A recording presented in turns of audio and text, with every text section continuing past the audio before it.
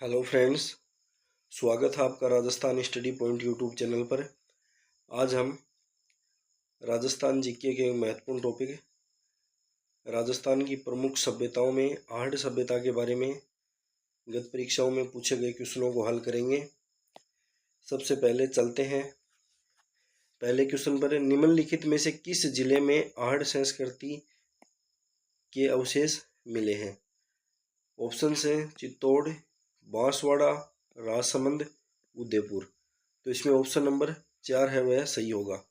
आहड़ सभ्यता या संस्कृति के अवशेष हैं वह राजस्थान के उदयपुर जिले के अंदर प्राप्त हुए हैं। अगला क्वेश्चन है, आहड़ सभ्यता स्थित है यमुना नदी पर, बनास नदी पर, चंबल नदी पर, लूनी नदी पर। तो आहड़ सभ्यता है यह राजस्थान के उदयपुर जिले के अंदर बनास नदी, बनास, बेड़च या आयड़ नदी के किनारे स्थित है। तो इसमें ऑप्शन नंबर 2 सही होगा, बनास नदी पर।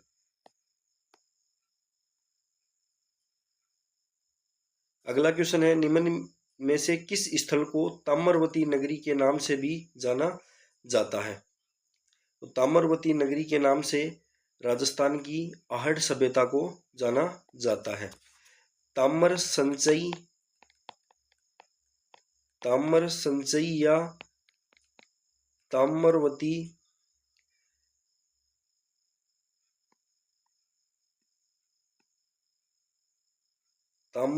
या ताम्रवती सभ्यताओं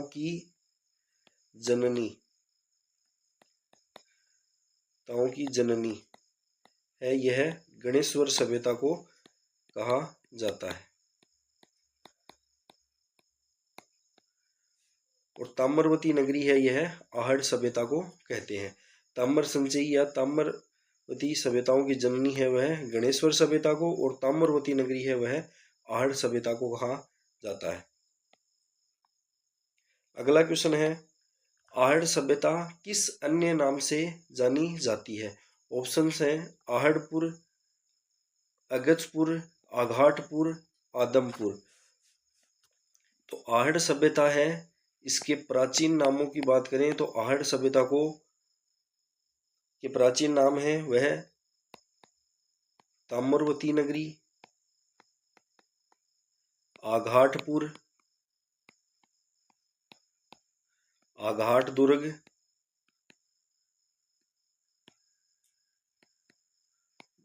धूलकोट है यह आहड़ सभ्यता के प्राचीन नाम हैं। तो इसमें ऑप्शन नंबर 2 सही होगा। आहड़ सभ्यता को आघाटपुर, आघाट दुर्ग, धूलकोट या ताम्रवती नगरी के नाम से भी जाना जाता है। आहड़ सभ्यता के उपनाम हैं वह बनास संस्कृति। आहड़ सभ्यता को बनास नदी के किनारे होने के कारण बनास संस्कृति भी कहा जाता है, और इसे मर्तकों का टीला भी कहते हैं। आहड़ संस्कृति के उपनाम है वह बनास संस्कृति व मर्तकों का टीला। अगला क्वेश्चन है, धूलकोट कहाँ स्थित है? तो धूलकोट है वह आहड़ सभ्यता के अंदर स्थित है। धूलकोट है यह एक रेत का टीला है। इसकी खुदाई है वह सर्वप्रथम रतनचंद्र अग्रवाल द्वारा की गई।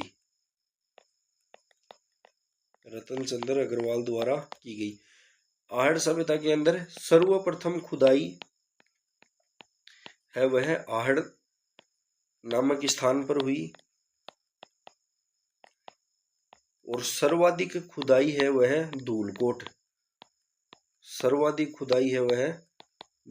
के अंदर सर्वाधिक खुदाई है वह धूलकोट पर की गई, और सर्वप्रथम इसकी खुदाई है धूलकोट की वह रतनचंद्र अग्रवाल द्वारा की गई थी। अगला क्वेश्चन है, प्रोफेसर HD साकलिया के निर्देशन में किस सभ्यता का उत्खनन हुआ? तो प्रोफेसर HD साकलिया के निर्देशन के अंदर आहड़ सभ्यता है इसका उत्खनन किया गया था। आहड़ सभ्यता की खोज सर्वप्रथम आहड़ सभ्यता है, इसकी खोज है वह सर्वप्रथम 1953 में अक्षय कीर्ति व्यास द्वारा की गई थी। अक्षय कीर्ति व्यास द्वारा 1954 के अंदर इसमें रतन चंद्र अग्रवाल द्वारा धूलकोट स्थान है, यहाँ पर इसका उत्खनन है वह किया गया था। 1961-62 के अंदर प्रोफेसर एच.डी. साकलिया के निर्देशन में इसका उत्खनन है वह हुआ। तो प्रोफेसर एच.डी. साकलिया के निर्देशन में आहड़ सभ्यता का उत्खनन किया गया। सर्वप्रथम इसकी खोज है वह अक्षय कीर्ति व्यास द्वारा की गई 1953 के अंदर। 1954 में रतन चंद्र अग्रवाल द्वारा धूलकोट स्थान पर इसकी खुदाई की गई। 1961-62 के अंदर प्रोफेसर एच.डी. साकलिया द्वारा इसका उत्खनन है वह किया गया। राजस्थान सरकार की तरफ से इसकी खुदाई के लिए विजय कुमार व पी.सी. चक्रवर्ती है, इनको नियुक्त किया गया था। पी.सी. चक्रवर्ती। अगला क्वेश्चन है, आहड़ सभ्यता की सर्वप्रथम खुदाई किसने की थी? तो आहड़ सभ्यता है, इसकी सर्वप्रथम खुदाई 1953 के अंदर अक्षय कीर्ति व्यास द्वारा की गई थी। उसके बाद 1954 में रतन चंद्र अग्रवाल, प्रोफेसर एच.डी. साकलिया 1961-62 के अंदर इसकी खुदाई है वह की थी। लेकिन आहड़ सभ्यता की सर्वप्रथम खुदाई है वह अक्षय कीर्ति व्यास द्वारा 1953 में की गई। अगला क्वेश्चन है, पूरा स्थल आहड़ से प्राप्त प्राचीन अवशेष है वह संबंधित है। तो आहड़ सभ्यता से प्राचीन अवशेष है वह ताम्रपाषाण युग से संबंधित है। आहड़ सभ्यता से लोह युगीन भी अवशेष है वह प्राप्त हुए हैं, लेकिन जो प्राचीन अवशेष प्राप्त हुए हैं वह ताम्रपाषाण युग के प्राप्त हुए हैं। अगला क्वेश्चन है, कौन सा राजस्थान की आहड़ बनास संस्कृति का प्रमुख स्थल नहीं है? राजस्थान की आहड़ संस्कृति के प्रमुख स्थल है वो गिलुंड, ओजियाना व बालाथल है। लोथल है यह इसका प्रमुख स्थल नहीं था। गिलुंड है यह राजसमंद के अंदर स्थित है। ओजियाना, बालाथल है यह उदयपुर जिले के अंदर स्थित है। ये तीनों ही आहड़ सभ्यता के प्रमुख स्थल थे। अगला क्वेश्चन है, कौन सा कथन सही नहीं है? गणेश्वर एक उत्खनन स्थल नहीं है। यह कथन असत्य है। गणेश्वर एक उत्खनन स्थल है। बराठ एक ग्राम्य संस्कृति केंद्र था।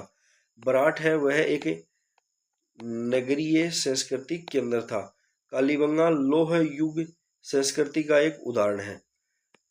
कालीबंगा है वह लौह युगीन नहीं है। कालीबंगा एक कांस्य युगीन संस्कृति का उदाहरण है। आहड़ वासियों का महत्वपूर्ण व्यवसाय तांबे को गलाना व ताम्र वस्तु बनाना था। यह ऑप्शन सही होगा। इसमें ऑप्शन नंबर 4 है वह सही होगा। अगला क्वेश्चन है, आहड़ सभ्यता के बारे में सही कथन है। आहड़ वासी तांबा गलाना जानते थे। यह कथन सत्य है। ये लोग चावल से परिचित नहीं थे। यह कथन असत्य है। यह लोग चावल से परिचित थे। आहड़ सभ्यता के लोग हैं वह चावल, ज्वार, गेहूं आदि फसलों से परिचित थे। धातु का काम आहड़ वासियों की अर्थव्यवस्था का एक महत्वपूर्ण साधन था। यह कथन सत्य है।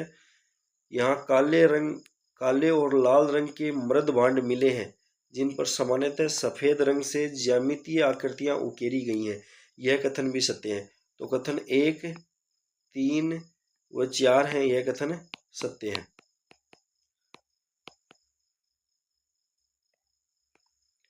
अगला क्वेश्चन है, आहड़ के विषय में निम्न में से कौन सा कथन असत्य है? आहड़ के उत्खनन से मानव जीवन के विभिन्न चरणों पर प्रकाश पड़ता है। आवासीय भवनों की नींव ईंटों की होती थी। मिट्टी अथवा कच्ची ईंटों से निर्मित भवन अब उपलब्ध नहीं है।